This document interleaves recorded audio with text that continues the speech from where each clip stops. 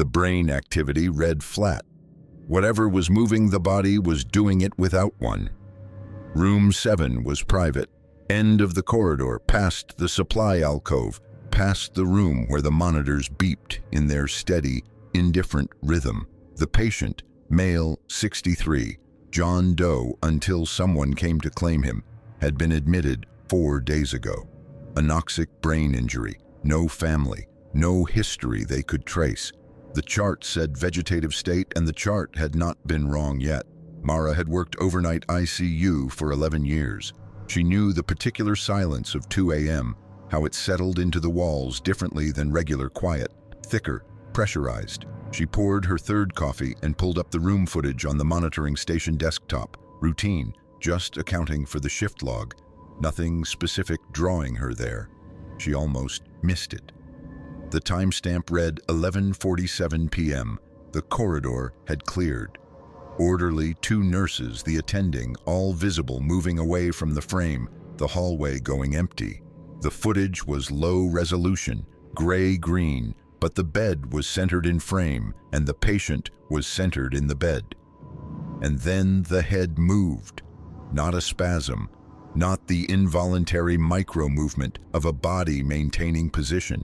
The head turned on the pillow with the slow, considered rotation of a man checking who had come to the door. It held there, 11 minutes and 40 seconds, the timestamp confirmed. Then, at 11:58, footsteps in the corridor outside the room. She could see the shadow of approach at the frame's edge, and the head returned.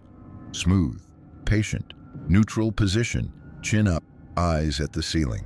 Mara set down the coffee. She went through the rest of the footage clip by clip. It happened 4 more times, once at 12:31, again at 1:04. The intervals between staff presence, always the same rotation, slow and deliberate, holding at approximately 45 degrees toward the door, always returning before anyone entered. Whatever it was, it knew the difference.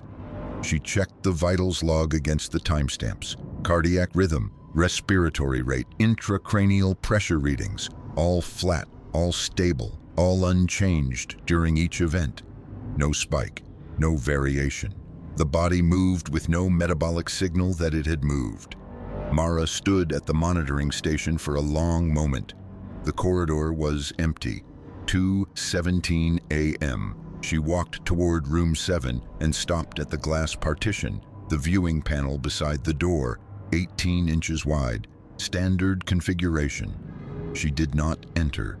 She stood in the corridor and looked through the glass. The patient was in neutral position, chin up, eyes at the ceiling. She watched. She was aware of the tile under her feet, the recycled air against the back of her neck, the fluorescent hum that she had long stopped hearing until now. She counted her own breath. The head turned. Not 45 degrees, not toward the door. The rotation continued past the door's axis and tracked slow, hydraulic, without any visible muscular effort, until the face was oriented precisely toward the glass partition, toward the narrow panel, toward the exact point where she was standing. The monitors did not change. The eyes did not open. She understood in that moment what had been wrong with the footage, what she hadn't been able to name. The patient hadn't been turning to face the door. It had been turning to face whoever was watching.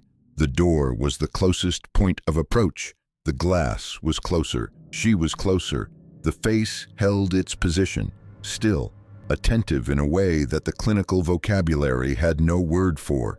The ceiling lights made shadows of the closed eyelids, and the eyelids did not move, and the monitors maintained their steady, indifferent rhythm. She did not go in. She did not leave either.